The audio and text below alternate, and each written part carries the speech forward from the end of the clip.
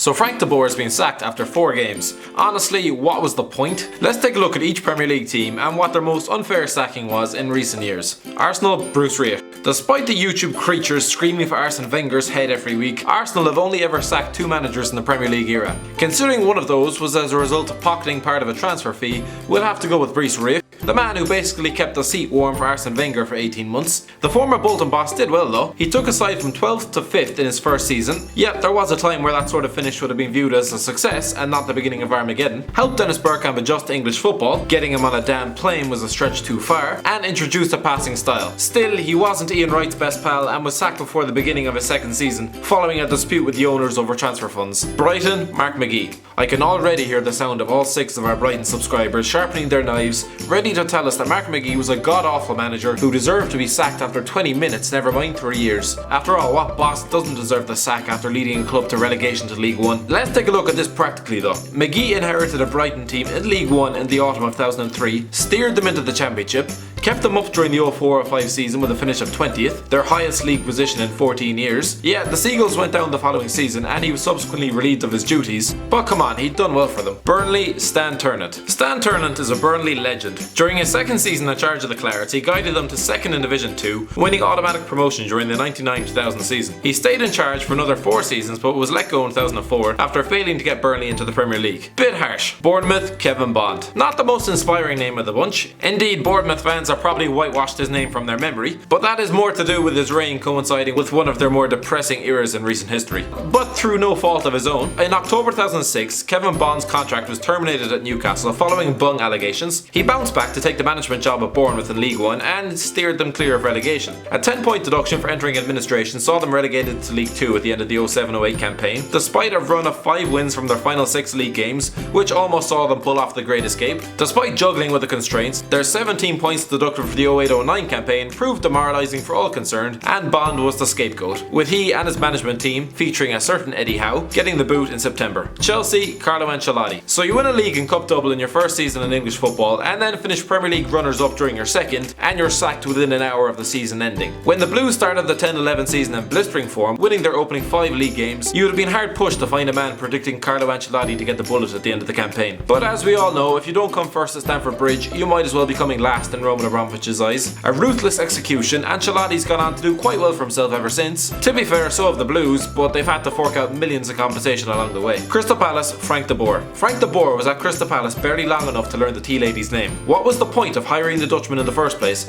when Steve Parish was just going to pull the plug after 4 games and look for the guy who turned the nation into a laughingstock only last year? Everton, Roberto Martinez. Roberto Martinez was given 3 years in charge of Everton. Was that really enough to actually, you know what, I can't even justify this one. You don't finish in the bottom half of the table with Romelu Lukaku twice. He deserved to go. Good news, Everton fans. I guess you don't sack managers unless they deserve it. And boy, you've had some managers who deserve it. Huddersfield Town, Lee Clark. Okay, whatever Dean Hoyle has done at Huddersfield Town, it seemed to work, so this isn't a criticism of his actions. But when Lee Clark began his first role in management at the Terriers a little under 10 years ago, the Geordie looked destined for big things. Bigger than Bury 2017 anyway. In his second season at the club, Clark helped the Terriers to the League One playoffs, but were thwarted by Millwall. The following season, they embarked on a club record 25-game unbeaten run, but once again came up short in the playoffs, losing 3-0 to Peterborough in the final. He extended the unbeaten record at the start of the 11-12 season to 43 games, but was then sacked in February 2012, 3 months before they'd finally conquered the League One playoffs. Leicester City, Claudio Ranieri. Claudio Ranieri's sacking at Leicester City not only seemed unjust, it was heralded as something of a Greek tragedy throughout the media. The dilly-dong specialist had lit up the Premier League,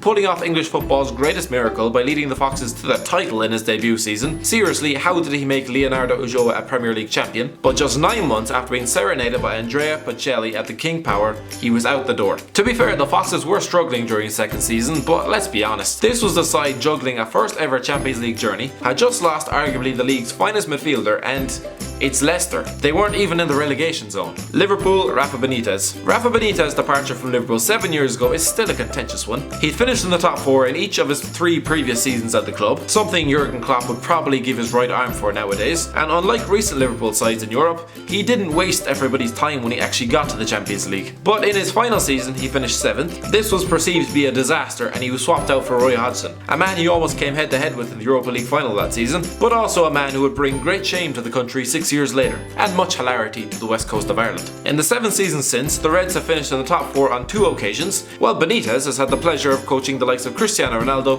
Eden Hazard and Jonjo Shelvey. Manchester United, David Moyes. Similar to Arsenal, Manchester United have only ever sacked 2 managers in the Premier League era, and by all accounts, both of them probably deserve to go. David Moyes seemed to forget he wasn't coaching the likes of Preston when he ordered his players to chuck 81 crosses into the box against Fulham, while Louis van Gaal's tactic of boring the opposition to death wasn't as effective as he might have thought. But we'll give this one to Moyes anyway, purely for the unprofessional way in which he was booted out. In May 2013, Sir Alex Ferguson asked his Manchester United supporters to give his successor time and support. Moyes was sacked within 8 months of the season starting, with the news having broken into the media before he was even told by the club's hierarchy. He might have been unable to coach his way out of a paper bag in Manchester, but he surely deserved to be treated with a bit more respect. Manchester City, Roberto Mancini. We are literally spoiled for choice when it comes to unfairly sacked Man City managers. You could probably field a fairly half-decent 5-a-side team with all of them. But we'll go for Roberto Mancini. The man sacked a year after lifting their first ever Premier League title. Now you could probably reel off half a dozen reasons why it was the correct decision to fire him. Poor temperament, failure in Europe, the fact that he bought Jack Rodwell, but considering his second season still yielded second in the league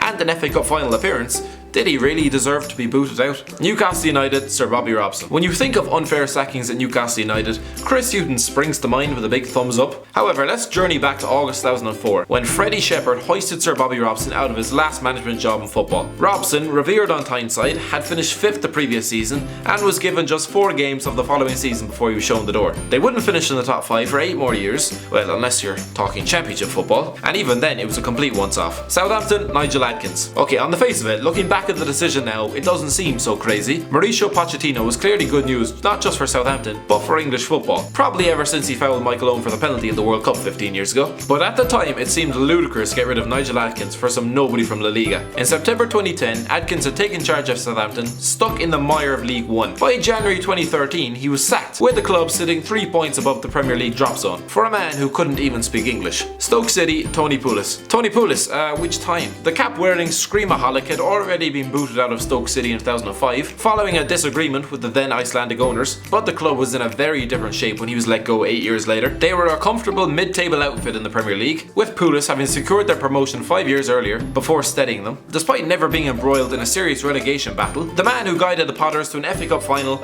and into the latter stages of the Europa League was fired after a 13th place finish. Swansea City, Gary Monk. Gary Monk gave 10 years of his playing days to Swansea City and was part of the furniture when he was given the management gig in February 2014. During his sole full season in charge of the Swans, he guided them to 8th with a record points tally. He signed a 3-year contract in July 2015, but was sacked in December with the club 15th in the league. Since then, the Swans have rattled through 3 full-time managers and should feel lucky not to have slumped into the championship. Tottenham, Harry Redknapp. In the case of Harry Redknapp's exit at White Hart Lane, you get the feeling Daniel Levy assumed the role of a jealous girlfriend, tired of her partner's unashamed flirting with the England job, and so decided she'd had enough. It's not a question whether or not Redknapp was good for Spurs. He took a club in crisis, sitting near the bottom of the league in October 2008, into the Champions League quarter-finals. He unleashed Gareth Bale on the world, spared us David Bentley, cheers for that Harry, so it's no wonder the FA bosses wanted him to replace Fabio Capello in 2012. However, despite assuming a 10-point lead over Arsenal in February, Tottenham's shaky end-of-season form saw them slip to 4th and were cost the Champions League qualification due to Didier Drogba's winning spot kick in Munich. Oh, and Roy Hodgson got the England job, leaving Harry wondering how the hell he'd suddenly managed to end up in the unemployment line. Watford, Quique Sanchez Flores. You could have a list the length of your arm of managers who probably feel hard done by thanks to the Watford owners, who seem to get bored very quickly.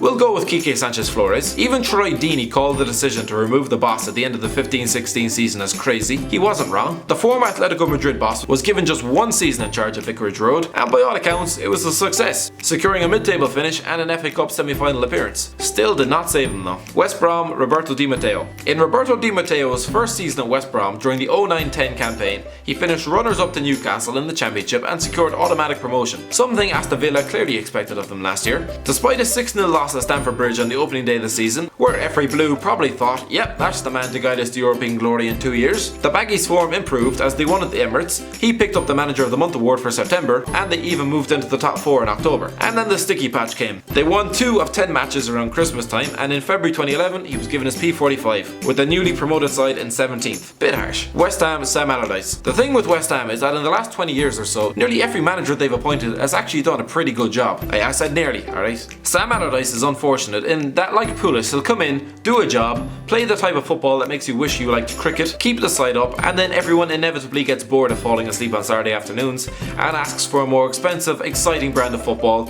which you just can't do with Kevin Davies and or Andy Carroll up front. When he took the job in July 2011, he vowed to play attractive football. This was a lie, but he did get his hands on the Championship playoff trophy in his first season, before guiding them to 10th the following season. By 2014, the fans had turned though, sick of his Route 1 style of play despite the fact they were in no danger of going down. Finally, at the end of the 14-15 season, he was given his marching orders, despite another comfortable season and a finish of 12th.